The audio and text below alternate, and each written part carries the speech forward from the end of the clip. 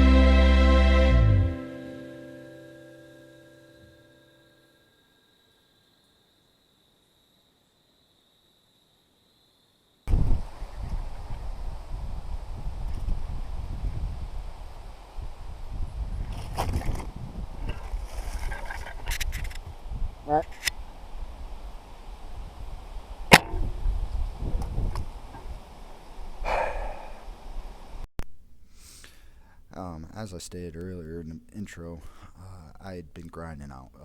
At this point, I had taken stands, moved them around Ohio. I was seeing deer activity. I seen multiple does after I smacked 2 off the opening week, and then I seen small bucks left and right. I just never could get in range of a mature deer at that point, and I was trying to, and I had taken a trip to PA already.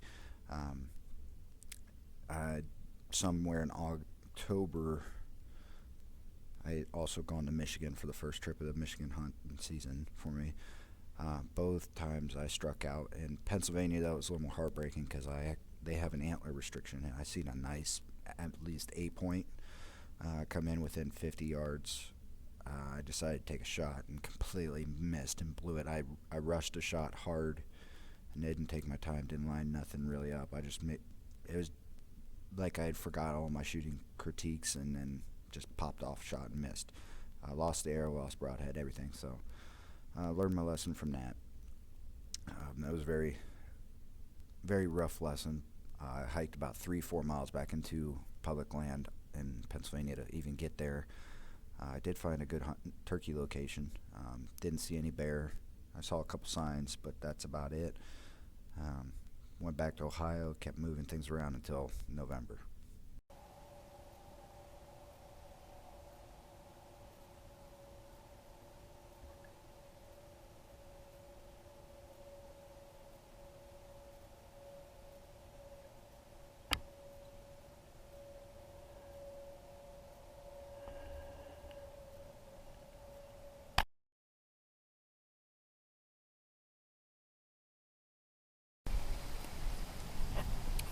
What's up, guys? I believe it's October 30th. Yeah, it's October 30th. It's 3 o'clock now. I came down about 1:30. I pulled my stand from about 30-40 yards over this way. I started walking. I've been seeing deer come through on my left when I was sitting in there. And so I came down here looking for a tree to sit in. I found this one. There's a scrape right there, 11 yards away. I normally wouldn't want to be this close, but the property line's about 40-50 yards out in front of me. So I ain't got much choice in the trees right now. So get all set. Everything hung up. Tree scoop set up where I want it. Get my camera charged and ready to go. GoPro set, bow hanger set, and bow on it. But we got a southeast wind blowing straight into the field. Deercast calls for a bad night.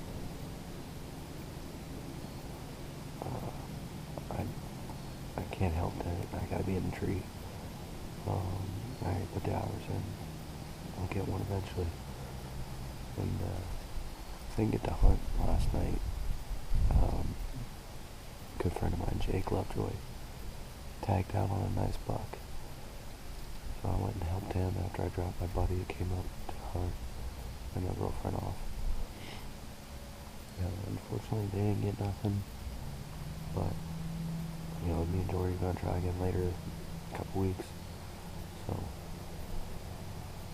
hopefully I'm tagged out by then. I can just purely be trying to get them on one. So fingers crossed tonight. Everything's feeling good. Red moon. So we're hoping he comes out. Now I know they've already been pushing on there, so I'm hoping he can find a hot doe. I'd freshen that scrape up with Black Widow, young buck piss, and some branch butter. So, fingers crossed.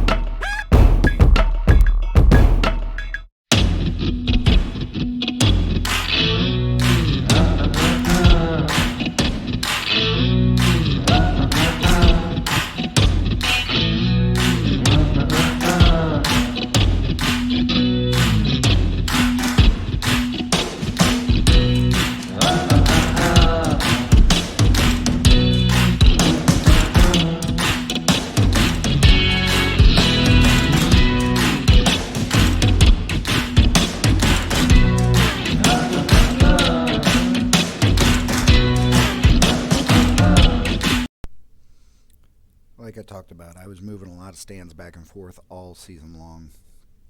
And one of the final places I moved on my original property is close to a field edge on the property line. It was an uncut bean field that teammate Zach Blake actually hunts.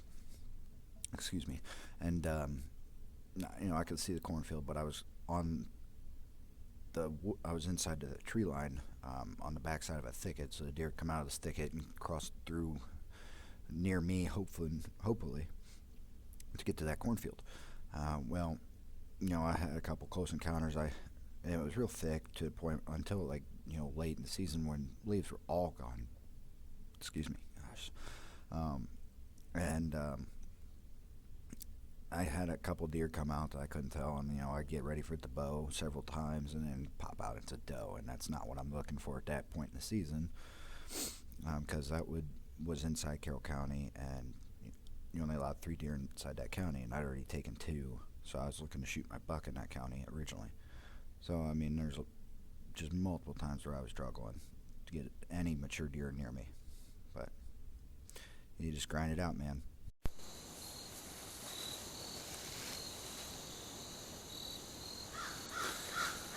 It's November 10th. It's probably about 5:15 right now. I'm sitting in a new spot on the property line.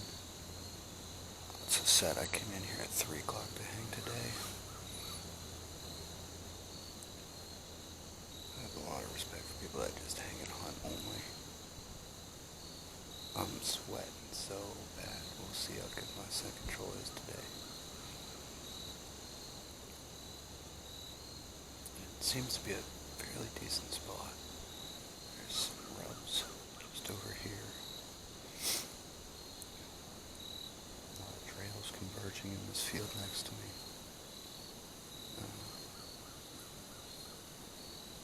The creek that's always near me is by me still, so that way I can pull my thermals. The only thing I'm not sure of is the wind.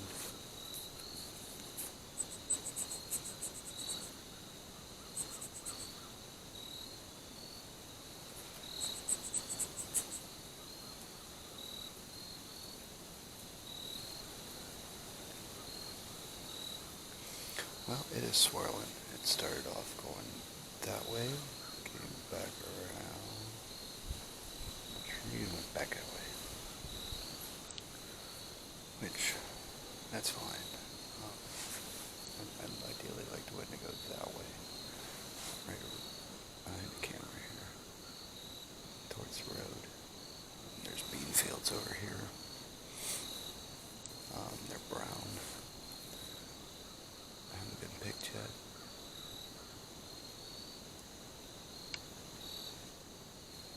It's just an observational sit. I don't know what else to say.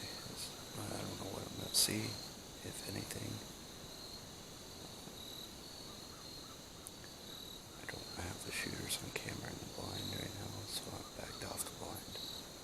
Probably won't set the blind again until the end of the month, early November. I'll just continue to do hanging hunts and work from there. I killed those that way. That's where my tree stand used to be. Pulled it out. I hunted in here today.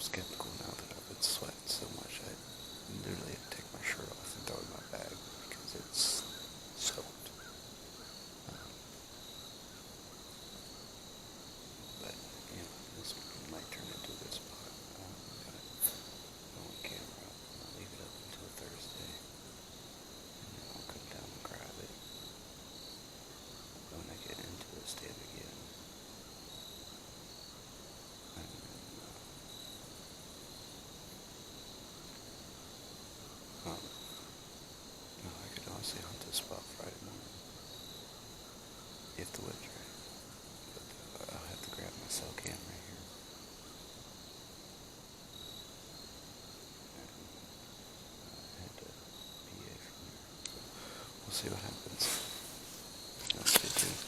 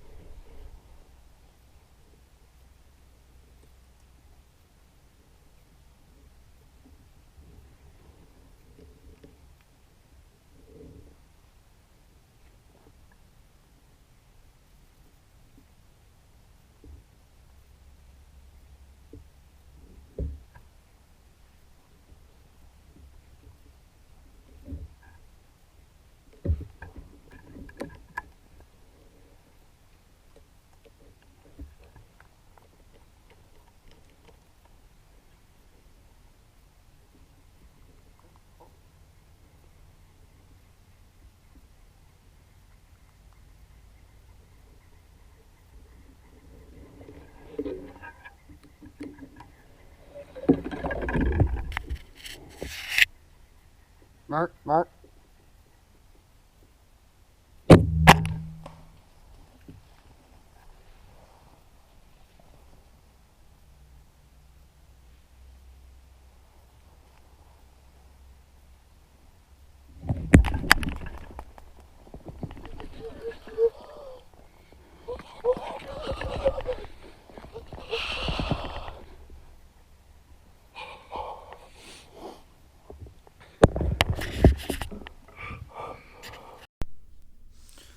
So that shot was one of the most incredible feelings in the world. I had been having issues making good shots every time I go to shoot up until that point, pretty much. Like I can hit, I hit 10 ringer every now and then, but I wasn't consistent outside of 25 yards. I would just don't know what was going on. A lot of it was just me not being settled in and not having the right mechanics. So my first doe, shot her through the brisket. Got lucky. I hit a artery. Thank God I was using G5 Mega Meats in that 2-inch cut. So then my second doe, I get a little better, but I punched it through her front shoulder and barely got the broadhead through, just enough to kill her. So then those were both 20, 23 yards, no further. So then, here comes my buck, 40 plus yards, and just smoking, like best shot I've ever made in my entire life. Pulled the heart out, had the hole in the heart. You could see the broadhead hole in the heart. But it was just an awesome opportunity. I don't even remember what pin I used, but he was dead within 20 seconds probably. Saw him fall. He only ran 20, 30 yards and he was done. And he ran closer to the truck, so it was a pretty easy drag. Oh my God, dude. Oh my God. Oh my God. Oh, I gotta sit down. Oh, that was freaking nuts. I shot him like 30 yards. Powerhoused him. Oh, I swear I was just taking a power nap like 15 minutes ago. I woke up, I looked up, and about like 75 yards in front of me, it's real brushy. I thought I'd seen a leg move through a gap. So then I'm like, alright, maybe I should stand up. So I stood up. And I was seeing horns all of a sudden. Like, I just seen his horns. I was like, oh, that's a shooter. That's a shooter. And he disappeared. So I'm standing up, I'm looking. I see him where I seen a half rack about 3 hours ago. And so he finally comes down. He's starting to work his way down. And I ranged real quick at 38 yards. I don't even remember which pin I put on him, but I just smoked his ass. He did. He's laying down there. I still see his belly. I can't be more happy at this. Thank you, Lord. Thank you. Oh, Grindstone Adventures, baby. We just keep on rolling. Oh my God. So once I finally got out of the tree, I walked out and around away from my buck to go get my girlfriend. And at that point, the GoPro battery had died. My phone didn't even register in my brain to use it for recovery video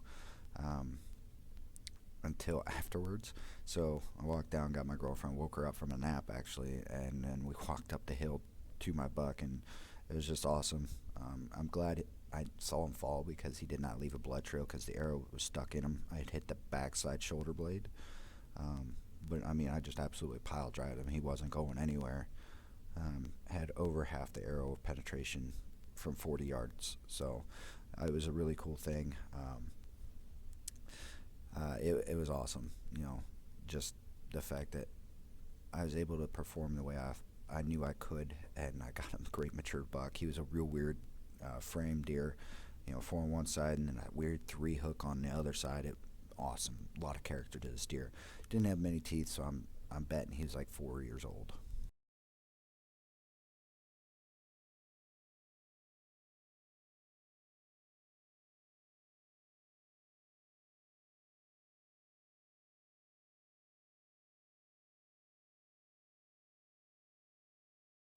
It's November 14th. I don't even know what time it is. Probably like, I don't know, 2:30. Me and my girlfriend came out here to a property that her mom has, and we've seen some running activity this morning. Seen 2 bucks, small bucks chasing a doe. She got cold, chose to take a nap in the truck. I came back out here about noon after breakfast, and I decided I was gonna sit over here where I seen those little bucks run a doe and just see what happens. And I got set up, and a half rack came in about 50 yards. I didn't know he was there. I was getting ready to play a motocross game on my phone, and he seen me, but he couldn't tell what I was, so he just kind of backed off. The wind was coming at him, but he wasn't spooked. Probably about 2 hours later, I wake up from a cat nap, and I see legs cross about 75 yards from me. Wasn't sure what it was, so I just kind of stood up and started waiting, and I seen horns. I think I seen this side, because this is, no, it was this side, because he was walking that way. And he disappeared again. I was like, where'd he go? And about 50 yards, he showed up where that half rack was. He ended up coming in to right about 40 yards. And I don't even remember what pin I used, but you can see I pile drived him, but he walked right into my wind. This stuff right here is phenomenal. It does not miss. If you're sweaty after you get in the stand, throw this stuff on. It'll cover everything you got. I promise. I swear by it. And then he died seconds after I shot him. My stand's probably not even 100 yards that way because of those right there. G5 Mega Meat. These things put a hurting on deer. You don't believe it? Just look at that hole. He's still quivering because he's that freshly dead. So I couldn't be more happy. Thank you, Jen. Thank you to your mom and your dad and your aunt for letting me come down here and hunt. My dad showed me how to shoot a bow when I was younger.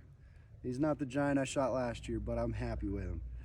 I couldn't tell you how freaking much my heart beat as soon as I seen him. So I just want to say thanks to God. You know, I can't do anything like this without him. And well, because of this, my freezers are full still. So someone else is going to get all this meat. So I'm going to pass that on to somebody else. But Grindstone Adventures is doing good still. A little bit slower in the beginning of the season, but we got, let's see here, 1, 2, 3, 4, 5 deer down for the team now. So hopefully Steven and Zach can follow up, and then maybe John can actually get some time off and get out in the woods and do his part. But I appreciate it. I'm happy. I'm got those left. That's it. And then out-of-state deer tags. I could not be happier.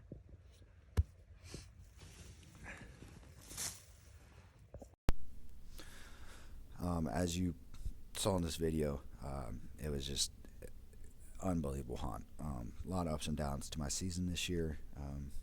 you know, but I grinded it out. Like the title said, I just put the work in, grinded, and it paid off in the end for me. You know, I made a great shot on that buck. I'm very thankful for that. Thankful for my girlfriend and her family let me hunt that property. Thankful for God to give me the opportunity to be able to go out and hunt every day. And I'm very thankful to be able to share all this stuff with you guys. I appreciate all the support. It was one of the greatest hunts ever, and it'll be one I remember forever because it was my first compound buck kill, and that was the longest shot I've ever taken at a living animal that I've succeeded at with a bow. Okay, it was just an awesome thing. So I'm very happy with the way that came out, and I'm looking forward to the season coming up. Some more challenges that weren't present before that'll be here this year, but I'm looking forward to it. So I appreciate it. Please like and subscribe, give us a share, you know, anything helps. You guys, as always, Grindstone Adventures say, have no 0 days, do something, no matter how big it is, how small it is, to make your day better, make your lives better. Go out and do something you love, have fun. Hey, we'll see you next time.